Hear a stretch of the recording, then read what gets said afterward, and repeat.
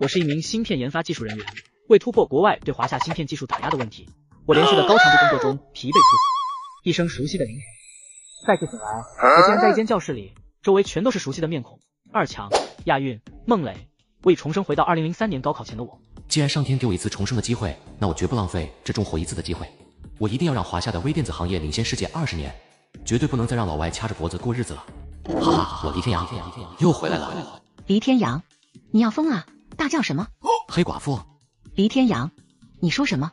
同学们给老师起的外号，当面叫出来是挺尴尬的。孙老师，对不起，我刚做了个梦。坐好，这节课我们模拟考试。我坐到了地上。我去，刚重生就要考试啊！当我看清试卷上的内容后，整个人瞬间就懵逼了。这特么是啥？天书吗？我怎么一个也不会？难道我重生回来只保留了未来的记忆，而现实的记忆直接覆盖了？我那个老天爷啊！如果没有现实的记忆，那还考个锤子？我高中的知识早就忘得差不多了，还有100天就考试，我临时抱谁的脚也没用了。虽然上辈子经历过一次高考，但10几年过去，谁又会记得试卷内容啊？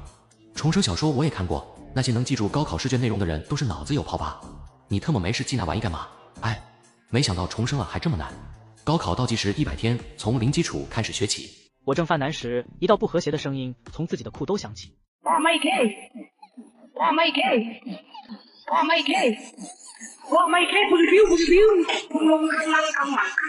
动感的节奏瞬间吸引了全班同学的目光，他们齐刷刷的看我，我也是一愣。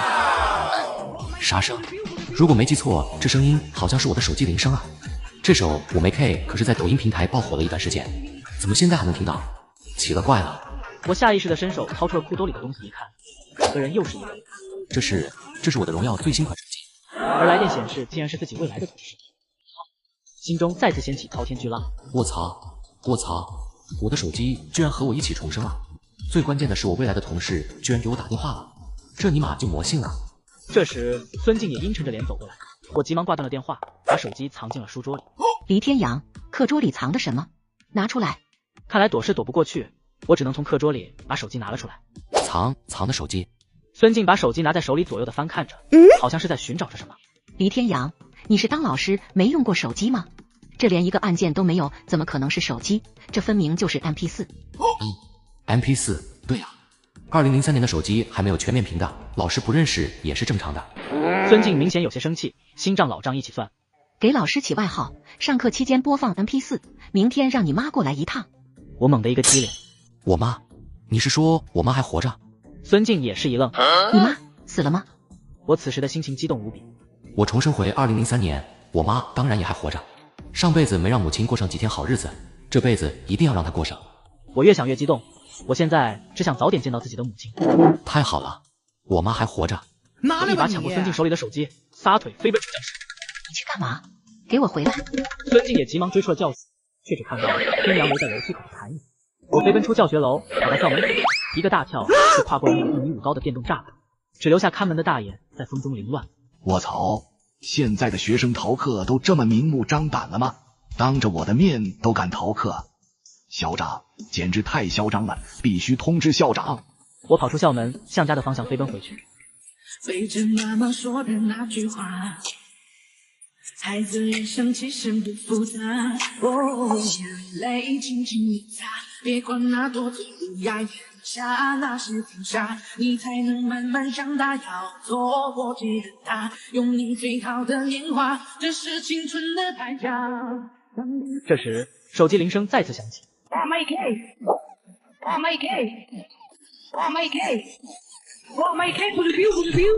我停下脚步，拿出手机，还是林浩打来的电话。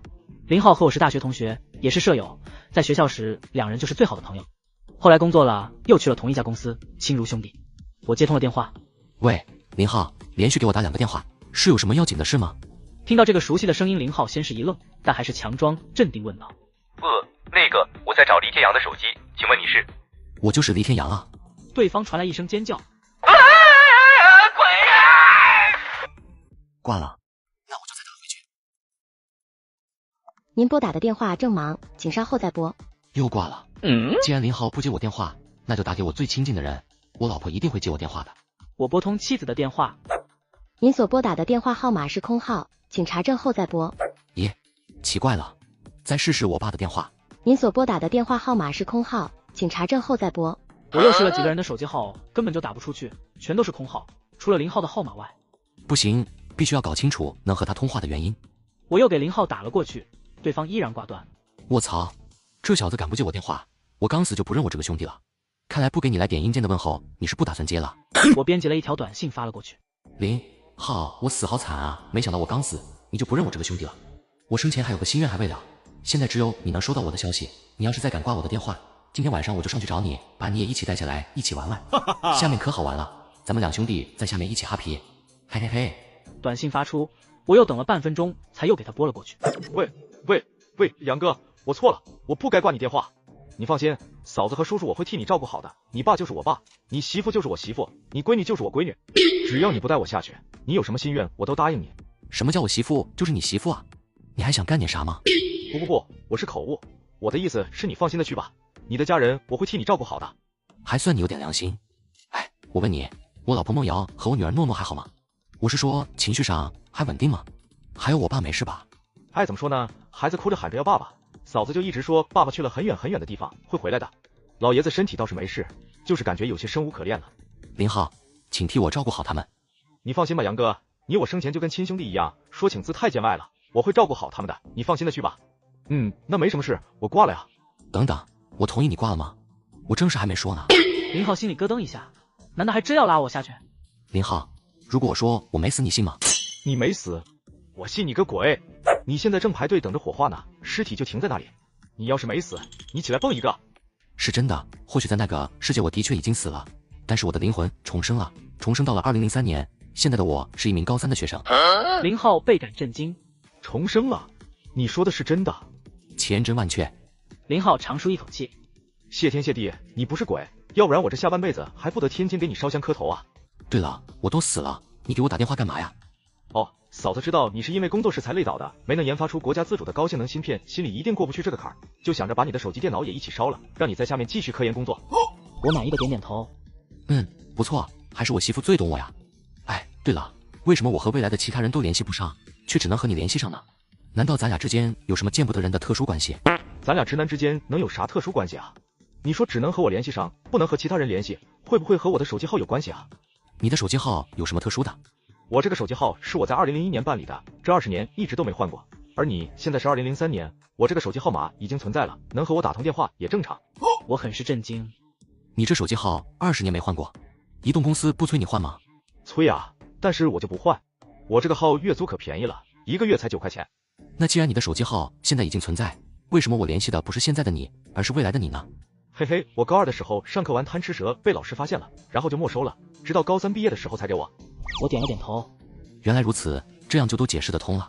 不过你的班主任也够狠的，这一没收就是2年啊。谁说不是呢？两人又聊了一会，突然嘟嘟一声电量低的提示音响起。我看了看手机，只有不到10%的电量了，不禁眉头微皱。坏了，死的时候随身没带充电器，手机现在要是没电了，这个年代可找不到 Type-C 插口的充电器。哎呀，杨哥，该给你献花了，马上该烧你了。先不说了，我先去假装枯会，一会再聊。等等，先别挂，我的手机快没电了，我怕一会咱们再也联系不上。没电了？那怎么办？你那个年代可没有智能手机的充电器。我飞速的思索着。既然我死的时候随身装着手机，我和手机就一同传送了过来，那如果我随身带着充电器，会不会也一起传送过来呢？只能试试了。你现在去找一个 Type-C 插口的充电器，然后给我献花的时候放在我手里，跟我一起烧了。我想看看充电器会不会也传送过来，这也是我唯一的希望了。好的。挂了电话后，0号看向周围的人群，还不错，还真有一个小孩玩手机游戏，带着充电器和数据线。0号抢过来说道：“借叔叔用啊，一会还你。”0号拿了一束献花，假模假样的表现出悲伤的情绪，走到黎天阳的尸体前，把献花递了进去，又把充电器放到他的手里，说道：“天阳啊，充电器找到了，你可一定要收到啊。”很快，黎天阳的尸体被推进了火化室，连同手机充电器和一台笔记本电脑一同烧掉了。呜，那是我的充电器吧？0号，如果我说我没死，你信吗？你没死，我信你个鬼！你现在正排队等着火化呢，尸体就停在那里。你要是没死，你起来蹦一个。我重生回到2003年高考前，联系到前世的兄弟，要他给我烧个手机充电器过来，接上机。那边随着尸体被火化，我的手心里突然传来一种痒痒的感觉，好像有什么东西要凭空出现。接着一阵若有若无的瞬光出现，左手里突然多了一个充电器，而右手则多了一台笔记本电脑。我此时的心情无比激动。成功了，真的传送过来了。有了这个手机和自己未来朋友的帮助，那我的人生岂不是开挂了？带领华夏微电子行业领先世界20年，指日可待了。我回到家，把手机和电脑藏好，接着前往母亲开的小卖部。我推开小卖部的门，走了进去。墙上挂满了琳琅满目的小零食和小玩具，货架上则摆放着一些书本、铅笔、橡皮之类的学习用品。母亲正在摆弄货架的货品，我眼眶不禁湿润了，跑过去直接扑进了母亲的怀里，有妈的感觉真好，泪水止不住的流了下来。妈，我想你了。高文娟被儿子都搞懵了，早晨不是打发你上学去了吗？这才2个多小时不见，就又跑回来烦我了。怎么了儿子？谁家小姑娘欺负你了？我摇摇头，是哪帮小混混又找你事了？还是早恋被女朋友甩了？我继续摇了摇头，没有被人欺负，又不是小混混的事，也不是早恋的事，你一个高中生还能有什么事？我突然变了副笑脸，我被老师请家长了。一阵短暂的沉默。哎呦，快松手啊，疼疼疼！一进门就给我哭，原来你是给我演苦肉计呢，害得我白担心一场。说吧，这次你们班主任又发现你什么苗头不对了？我自然不能把手机的事情说出去，随便找了个理由说道。也没什么大事，就是孙老师想你了，想和你叙叙旧了。我信你个鬼！哎呀，妈，你去了就知道了。反正小学生们也没放学呢，店里也没人。走吧走吧。哎，真拿你没办法。2人很快就到了学校，看门的大爷看见是刚才那个跨栏的小子回来了，急忙联系了校长。校长盛情的接待带母子俩，将2人带到了监控室。校长指着监控画面说：看看你儿子这狂野的态度，上课期间居然公然逃课，学校的大门都关不住他矫健的步伐了。别以为他是高3的毕业生学校就可以纵容他违反校规校纪。上课期间公然逃课，根据校规必须全校通报批评，并且休学1个月。他不是想跑吗？那就不用来上学了。校长，我想您是搞错了吧？是孙老师让我们请的家长。不可能，孙老师不可能让学生上课期间请家长的，更不会让学生以这种野蛮的方式出校门。就是孙老师让我们现在请家长的，是吧儿子？我尴尬的挠了挠头。呵呵，大概是吧。很快，孙静也被叫到了监控室。当他看完监控画面后，眉头也拧在了一起。洛城一中的校规严格是出了名的，而天阳这次居然惊动了校长。如果置之不管1个月的休学，恐怕是免不了。天阳又是高3毕业生，耽误不起啊。是我让孩子请的家长，可能是我没说清楚，所以他就以这种方式离开了学校。是我的错，校长。校长大概也明白孙老师的心思，但还是公正严明的说道：既然你是他的班主任，那你就应该承担班主任失职的责任，扣除这个月班主任奖金，下不为例。哼！说完，校长走出了监控室。高文娟满脸的歉意：对不起啊，孙老师，我儿子给您添这么大麻烦，您扣的这个班主任奖金我们给您补上。真的不用，天阳妈是我想和你说说天阳最近的情况。天阳，你先回去上课吧，我和你妈妈单独聊聊。哦，好的。我也没想到我的克星黑寡妇这次居然替我背了黑锅，这是前世没发生过的事。看来当年确实错怪了这个看似严厉，实则一心为学生着想的老师。他那份被扣的奖金必须要给他加倍的补上。我回到自己的班级。怎么回事？见鬼了吗？杨哥，节哀顺变。天阳想开点，你爸还年轻，如果你缺少母爱，不行再让他给你找个后妈。是啊，天阳，你要坚强啊。我的法克，靠！刚刚自己的反应以及和老师的对话，让大家误以为我妈没了。大家是误会了，我妈她还活着。还活着。阿姨永远活在我们心里。我擦，看来是解释不清了，只能用事实证明了。大家看楼下，我妈正在和孙老师谈话呢，真的还活着。同学们向楼下看去，天阳的母亲的确在和孙老师谈话。同学们这才松了口气。我靠，听你刚才和老师的对话，你又急匆匆的跑出了学校，我们还以为你妈没了呢。刚才做了一个特别真实的梦，梦见她没了，也吓了我一跳。谢谢大家的关心了。原来是梦啊，那就好。我也梦见过我奶奶没了，可真实了，一边做梦一边哭，醒的时候都哭湿了大半个枕头。是吗？我们男的做梦都是湿内裤的。哎呦，恶不恶心啊你！教室里的气氛一下子活跃起来。放学后，我高高兴兴地回到了家，父母已经做好饭等着我的回来，父亲则默不作声地吃着饭，心情显得有些低落。我看到父亲的愁容，这时也回忆起来家里即将要发生的一件改变整个家庭命运的大事。进入21世纪后，所有的国有企业都面临着改革的问题。一些能对环境造成污染、对水源造成污染的工厂，国家甚至出台强硬措施，让其短期内必须关闭或者远离市中心。而父亲所在的毛毯厂因为高污染，正是被国家强制关闭的工厂之一。再过不了几天，父亲这个曾经引以为荣的铁饭碗就要丢了。父亲下岗后，厂里给每个下岗职工按工龄分了一定的下岗补贴。父亲因为工龄时间长，又是班组长，所以分到了8万多块钱。而他们厂有个爱溜须拍马叫赵有钱的人，却惦记上了这些下岗员工的钱。也正是因为赵有钱，将我们这个原本小康生活的家庭拉向了痛苦的深渊。既然我重生了，这辈子绝不会再让赵有钱得手。我说弘毅，你就别难过了，不就是下个岗吗？有什么大不了的？你看你天天那半死不活的样，跟你那个半死不活的厂子一样，又挣不了几个钱，还不如跟我一起经营小卖部呢。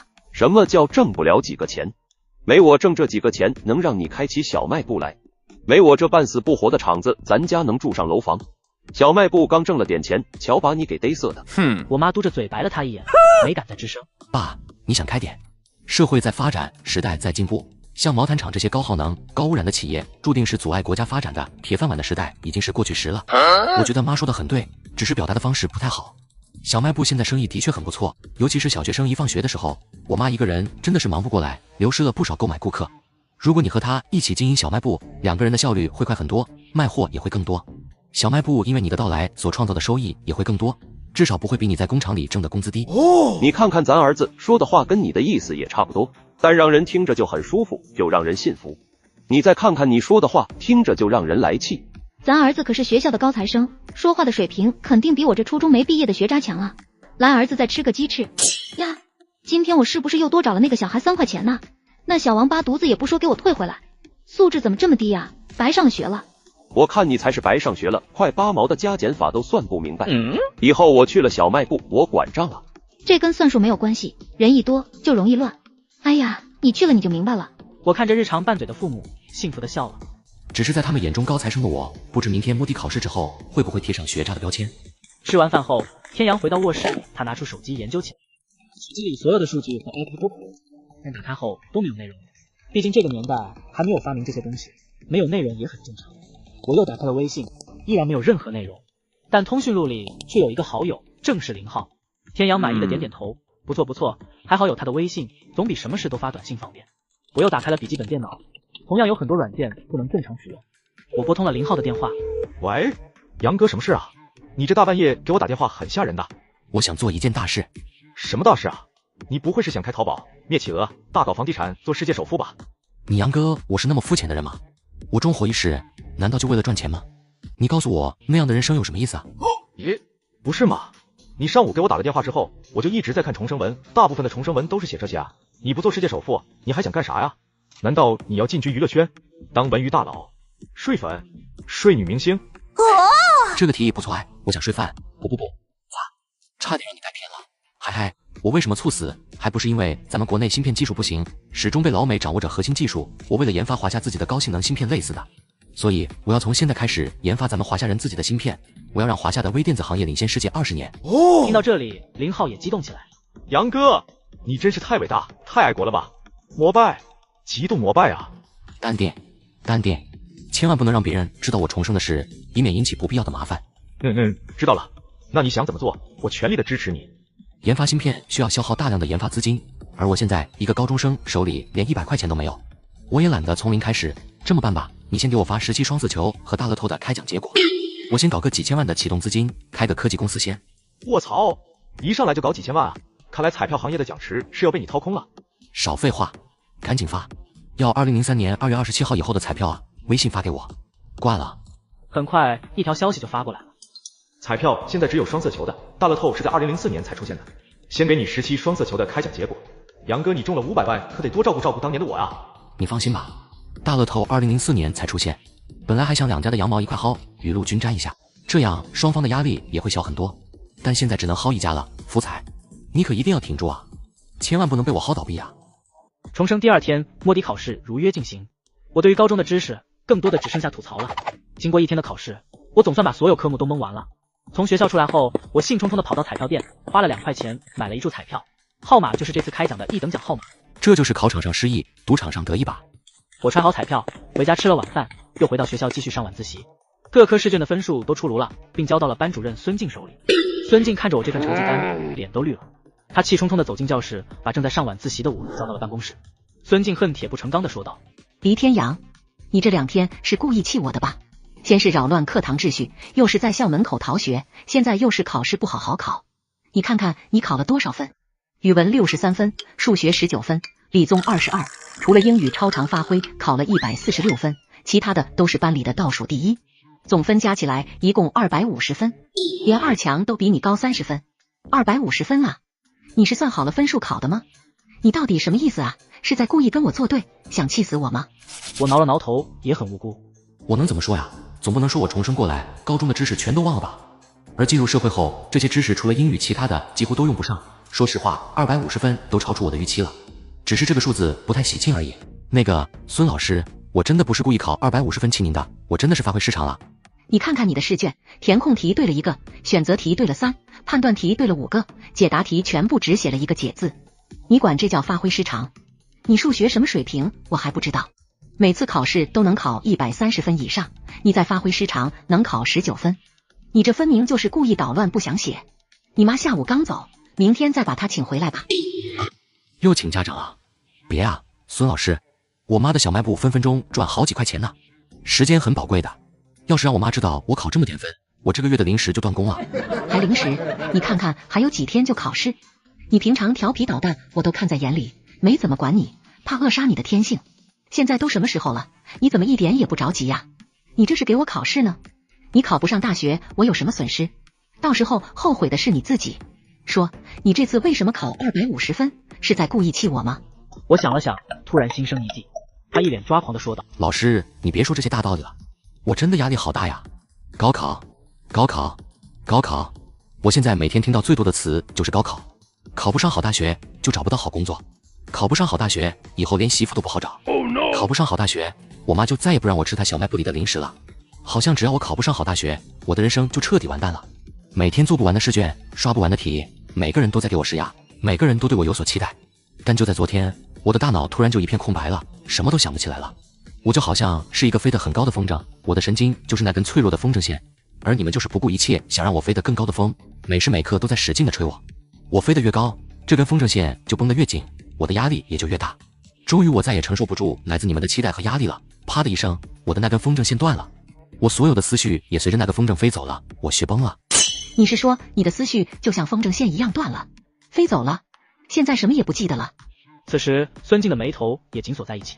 有的高3毕业生的确会因为压力太大会出现焦虑、失眠、厌学等症状，无论哪种症状都会严重的影响学习和考试的发挥，更严重些甚至产生轻生的念头也不是不可能。你确定什么也不记得了，不是装的？那你英语为什么考这么高分数？老师，我真不是装的，英语完全不需要逻辑，死记硬背下来我忘不了，但凡需要逻辑思维的学科我都不会了。而且我为何要故意考250分这么个傻缺的分数？难道就是想被您再请一次家长？我这么做有什么好处？你说你不是装的，那我考你啊。请听题，1+1等于几？2。孙静一副破案的表情。哈哈，你还说你不是装的？你这不是连1+1等于2你都知道吗？老师，我是风筝飞走了，思绪断了，不是脑子飞走了，不是傻子。你能不能问问我高中的题目啊？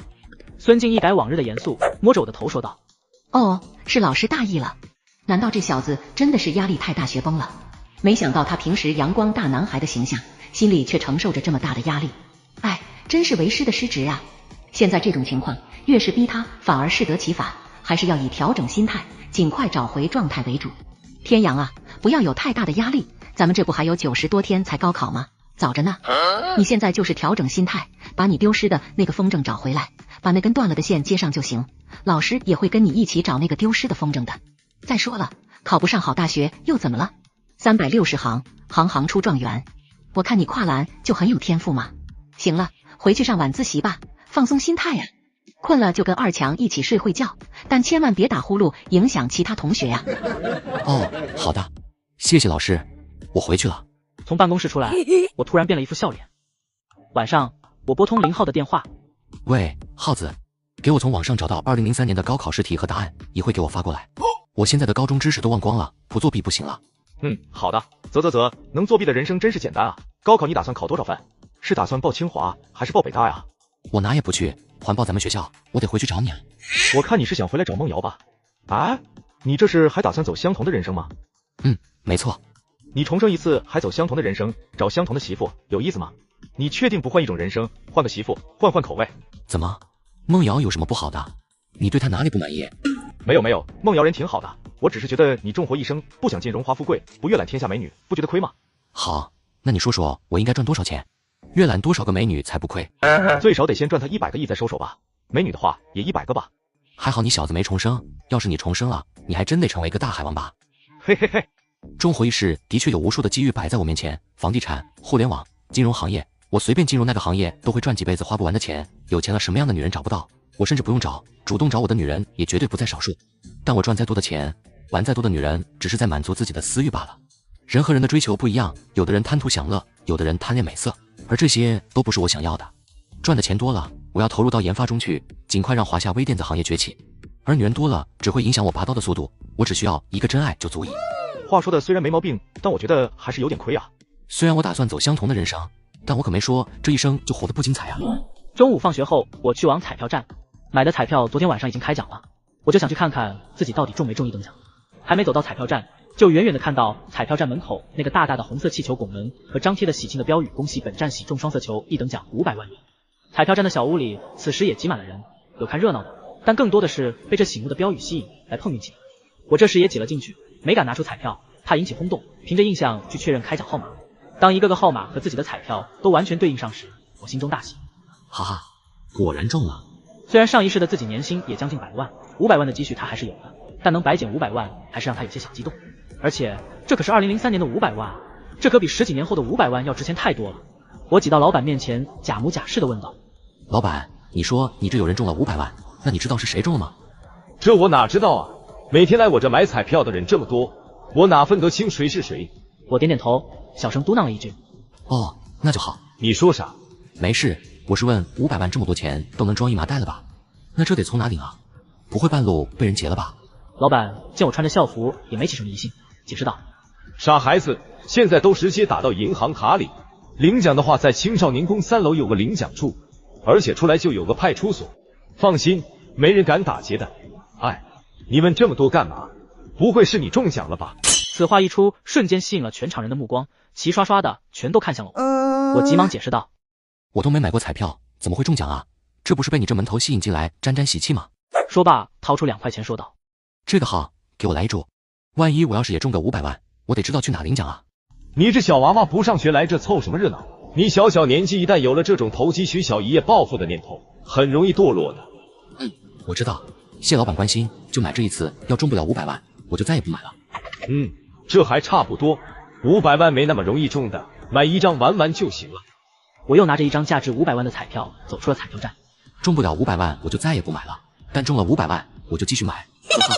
不过这个老板人还是蛮正直的，比那些黑心商人要好太多了，还懂得关心我们青少年的成长。走了，去青少年宫兑奖去了。半路上他还买了一个孙悟空的面具。在前世，他看别的中大奖的人都是戴着面具领奖的，目的就是不让别人知道自己中了奖，以免产生不必要的麻烦。很快我就来到了彩票中心，我立马戴上孙悟空的面具走了进去。工作人员一看有人戴着面具走了进来，就知道有人来兑奖了。系统上也显示，本市的确有一个人中了头等奖，只是来人穿着一身校服，难道还是个学生？他热情地站起身来询问道：先生，请问您是来兑奖的吗？我点点头，并没有说话。那还请您出示一下中奖彩票，我们核对一下。我把彩票交给了他，他仔细检查后，的确是中奖彩票。好的，先生，经查验，您的彩票没有任何问题。本次中奖金额500万元，扣除20%的个人所得税，您最终到手400万元整，请提供一个银行卡，我们现在就给您打款。我把银行卡递了过去，几分钟后将银行卡交还给了我。先生，中奖金额已经全部汇入到您的银行卡里了，这是交易凭证。我们大乐透刚刚上市，为了推广宣传我们的福彩行业，可以给您拍张照片以做宣传吗？我想了想，拍就拍吧，虽然自己穿着校服，但自己戴着面具，学校那么多人，没人知道是谁中了奖。关键是以后创业时，家人问我启动资金来源的时候，也好有个理由解释了。我点了点头，允许他拍照做宣传。工作人员也是一脸欣喜，他拿出早已准备好的1等奖500万的大牌子让我举着，随后拿出相机拍了一张照片。好，看镜头。我重生回2003年高考前，我买的彩票中了1等奖500万，随后来到彩票中心领奖金，接上级。我从彩票中心出来，找了一处没人的地方，摘掉了面具，右左右看了看，确认没被人跟踪，才长舒了一口气。啊，怎么感觉跟做贼一样啊？启动资金总算是有了，但400万还是远远不够。芯片投入的研发资金都是以亿为单位计算的，必须要好好利用这些钱，让他们钱生钱滚起来。高考前，学校和家里都管得比较严，这段时间主要以储备资金为主，上了大学才是我大展拳脚的时候。那现在最稳妥的来钱方式就是股票了。于是我掏出手机给林浩打了过去。喂，浩子，给我选10几只2003年3至7月份短线暴涨的股票，我要割韭菜了。10几分钟后，林浩选了几只那几个月走势强劲股票，并把走势图截图发给了我。我大致看了一下，选择了一只走势最为强劲的股票，百达地产。我赶紧来到了证券交易大厅，走到前台对营业员说道：我想在你们证券公司开个大客户，能让我见见你们经理吗？我想跟他谈谈。营业员上下打量着我，一张稚嫩的脸庞，身上还穿了一身校服，下巴上连根毛都没有。毛都没有，就这还大客户？出于职业素养，还是客气的问道：请问您年满18周岁了吗？未成年人是没有开户资格的。我掏出身份证交给了他。我前几天刚成年。小姐姐拿着她的身份证，掰着手指头，仔细的核算着日子。我有些不耐烦了，能不能快点啊？下节课是我们班主任的课，我赶时间呢。果然是学生，营业员更增添了几分不屑。我们公司最低的开户标准是绑定一张至少有5000块钱的银行卡，而大客户则是需要30万以上的资金才能称得上大客户。30万啊，你一个高中生有这么多钱吗？营业员着重的说出了30万这个字眼，目的就是用这个庞大的数字吓退这个无知的高中生。我不但没有被吓退，反而脸上明显的多了几分不耐烦。30万我有，而且我提醒你，现在已经是2点35了，还有25分钟就闭市了。如果因为你的不相信而耽误了我开户，今天没有买上股票，我就问你，给我造成的损失你能不能给我承担？营业员很不爽，但还是忍住了没有爆发，心里暗自想到，还让我给你承担损失？你还真以为你买了股票就能涨啊？假如说涨了你没买上，我给你承担损失，那要是跌了你没买上，你岂不是还要倒贴给我钱啊？切，一个高中生了，连30万后面几个零都不知道吧？虽然你人长得很帅，但肯定也是个学渣，最多就是个大帅渣。你不是想见经理吗？那我就成全你，让经理把你轰出去。他假惺惺地说道。请稍等，我这就去通知一下经理。杨经理，外面有个高中生想开户，而且还是逃课出来的，还非要找您，说是想开个大客户。一个高中生想开大客户，你告诉他大客户最少需要多少入市资金吗？杨经理毕竟是职场的老手，工作几年来虽然从未见过高中生开过大客户，最多就是家境富裕的家庭拿几万块钱来随便玩玩，但在不接触的情况下就贸然把人轰出去，还是有些不懂。他想了想说道：人家又没犯什么错误，不要动不动就要把人轰出去。这样吧，你把他领进来，我问问他，就算他真的不是大客户，是一个小散也不错吗？不要放过每一个能为公司创收的机会呀。哦，跟我走吧，经理想见见你。他把我领到了经理的办公室，随后自己退了出去。杨经理上下打量了我一眼，的确是个学生，而且没有什么富贵人家的气质。听说你想开个大客户啊？我看了一眼墙上的钟表，还有20分钟闭市，时间还够用。我反而一脸轻松地坐在椅子上反问道：不错，不过我想先听听你们公司的股票交易手续费是多少，对大客户有没有诚意？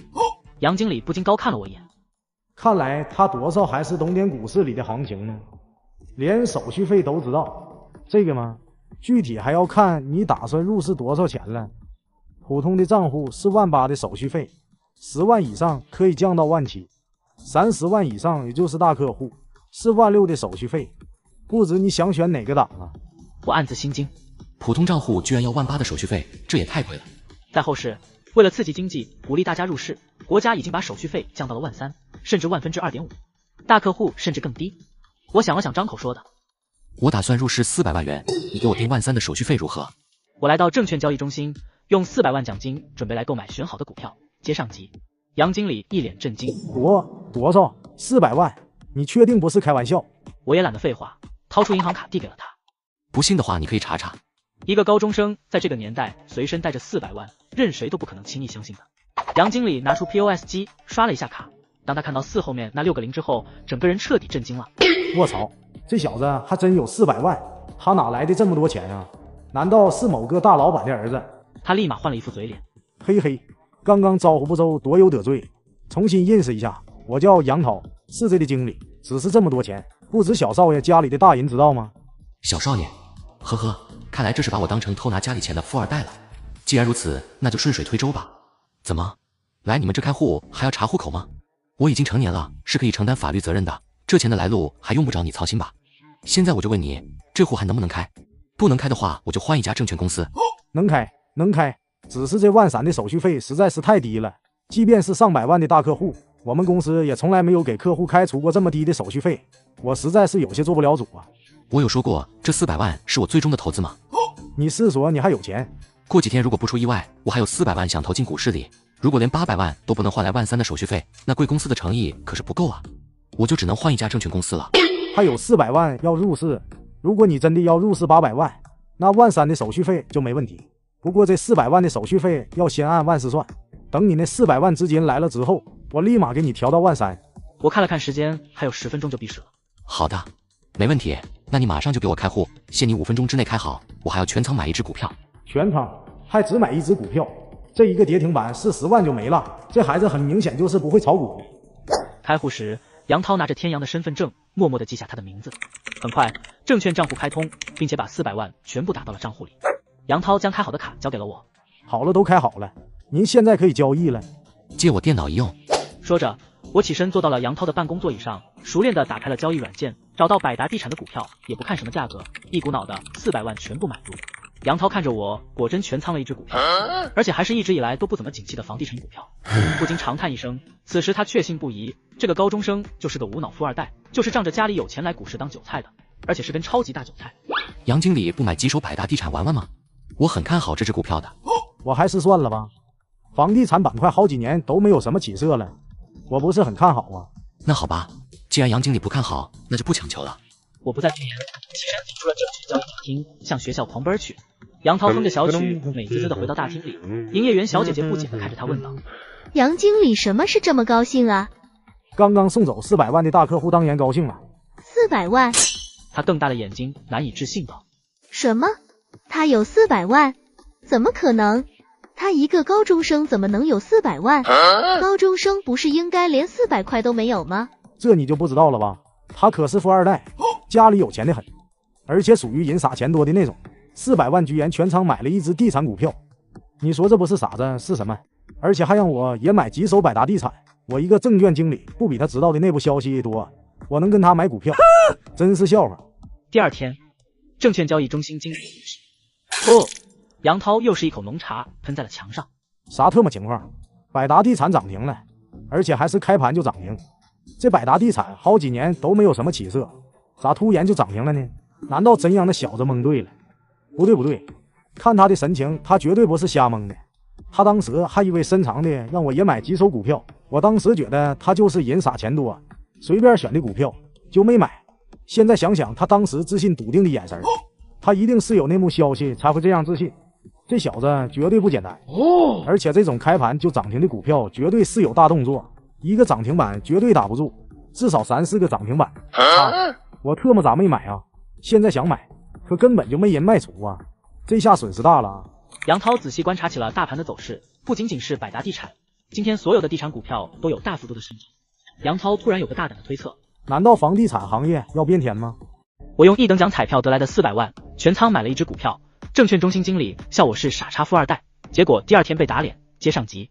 因为彩票店喜中500万的事，这2天的生意可以说是异常火爆，来买彩票的人甚至都排起了长队，都想沾沾这小店的福气，最好也能中个500万出来。这2天带来的收益和曝光度已经很大了，连报社也来采访了一次。本店喜中500万的标语，也是时候该拆了，要不然城管的该来找事了。老板喝了口茶水，坐在了电脑前查看今天的彩票中心通知和今日营收，一口浓茶喷在了电脑屏幕上。此时他的心中狂颤不已。不，这不可能，一定是我眼花了。他睁大了双眼，又仔仔细细地查阅了今天的官方通知。恭喜本店彩民喜中1等奖500万元。这么说，我的小店又有人中了500万。卧槽，这可能吗？连续2期在同一个店里开出500万来，这他妈是什么概率啊？小说都不敢这么写吧？我又槽了。早知道我那中奖标语就不拆了，白忙活了。翌日又是领大奖日，我选择继续逃课去领奖。我这次换了一家彩票店，买了下期的头奖彩票，不能总让一家彩票店中奖啊，那也太假了。来到路边的小摊上，买了一个猪八戒的面具，准备一会领奖的时候戴上。我想先用孙悟空、猪八戒、沙和尚和唐僧的面具各领一遍奖，然后再用水浒108将的面具再去领一遍奖，基本上就可以收手了。2点钟，我戴上面具走上青少年宫3楼去领奖。刚到3楼就听到熙熙攘攘的声音，彩票中心门口站着好多的记者。啥情况？怎么来这么多记者朋友？中个彩票而已，至于弄这么大阵仗吗？溜了，过几天再领奖吧。我可不想这么早的曝光。我刚要转身离去，这时一个女记者发现了戴着猪八戒面具的天阳，指着他大喊道：大家快看，猪！我脚步一顿，猪八戒呢？所有人的目光齐刷刷地向他指的方向望去，的确有一个头戴猪八戒面具的人正在悄悄向后退。戴着面具来彩票中心，不是来领奖的，还能是干嘛的？报社记者们一窝蜂地冲了过去，把我围在中间。相机也是一通疯狂的拍照，捕捉着天阳身上的每一处细节。请问您是中了彩票大奖来领奖的吗？我看您穿着校服，请问您也是洛城一中的学生吗？请问您和之前中奖的那名学生是同一个人吗？请问您有女朋友吗？我大你几岁，你可以接受吗？啊，有点不能接受。我想要抽身离开，但楼道被记者们围得水泄不通，我死死地抱住脸上的猪头，以免被记者们碰掉了。没有任何退路可言，但通往彩票中心的却很通畅。这是啥意思啊？不拿钱不让走吗？哎，算了，反正该拍的也拍了，走与不走，明天估计都得上一次报纸了。彩票是我买的，又不是偷的，索性就一不做二不休，领了钱再走。我径直向彩票中心走去，记者们却相当统一地为他让开了一条路，不再拥挤，好像这就是他们想要的结果。彩票中心工作人员看着眼前这个戴着猪八戒面具的人和前2天那个戴着孙悟空面具前来领奖的人就是同一个人。工作人员此时也对公司的信誉也产生了一些质疑，但还是按照规章流程给我打了款。我收到彩票中心的转账后便走了出来。咔咔咔，记者们又是一通疯狂的拍照。同学，您中了这么多钱，就不打算捐点款吗？同学，您打算建希望小学吗？山区的孩子需要您的关爱。同学，你会用这些钱挽救失足妇女吗？失足妇女也需要您的关爱。啊，挽救失足妇女就算了吧。我无视他们的问题，挤出了包围圈，走出了彩票大厅。但奇怪的是，却没有一个记者追出来，而这群记者们却把眼光齐刷刷地瞄向了彩票中心的工作人员。对他们来说，谁中500万根本就算不上什么新闻，要不是上次彩票中心花钱买的头版头条以做宣传，报社是不可能报道这种事的。但这次不一样，同一个彩票站点居然连续2期开出500万，而且来领奖的人还戴着面具，从穿着和身材上看，极有可能还是同一个人。要说彩票中心没点内幕，没作假，鬼才信呢。这假的都不能再假了，假的都懒得换个人来领奖了吗？作假也不能这么敷衍啊！真不怕我们媒体的质疑吗？既然你不怕，那我们就给你曝光出去，看你怎么圆。这才是媒体记者们前来的真正原因。他们开始向这位工作人员发问。这位女士，请问您来这工作多久了？您工作期间彩票中心的开奖结果是否做到了公平、公正、公开呢？同一个彩票站点连续2期开出了1等奖，您怎么解释？真的是概率问题吗？还是你们暗箱操作呢？你们彩票中心这样做真的合适吗？对得起千千万万的彩民吗？良心不会痛吗？工作人员此时也被问懵了。啊，这个问题我不清楚，这个问题我没有权利回答。擦，我还是向总部汇报情况吧。我第2次来到彩票中心领奖，被众多记者包围采访，最后大家还是觉得彩票中心有内幕。接上集，扣完税，我的卡里又多了400万的现金，马不停蹄直奔证券交易大厅。杨涛热情地把我请到了办公室，端上了一杯上好的龙井茶。可算把您给盼来了，李小兄弟渴了吧？先喝杯茶解解渴。杨经理客气了，我又拿来了400万，上次说好的13000。好说好说，我这就给您调低手续费。杨涛立马从电脑上调低了手续费率，随后谄媚地说道：李小兄弟，为了表示我的诚意，手续费我已经给您调到了2/1000，这也是我作为一个经理最大的权限了。只是这次您打算买什么股票啊？哦，这么说杨经理对我选的股票感兴趣喽？我可是随便瞎选的哦。哈哈哈，李小兄弟就不要谦虚了，上次您选的百达地产已经连续涨了2个板了，而且丝毫没有停止的迹象。如果说这是随便瞎选的，我可是不太信啊。这个杨经理果然是个精明的人，不但主动帮我降低了交易费率，还能从我一次的交易中就察觉到了这笔交易的不寻常。这也正合我意，毕竟我每天逃课出来证券交易所也不是长久之计，孙静迟早都会发现的，到时候免不了又要请家长。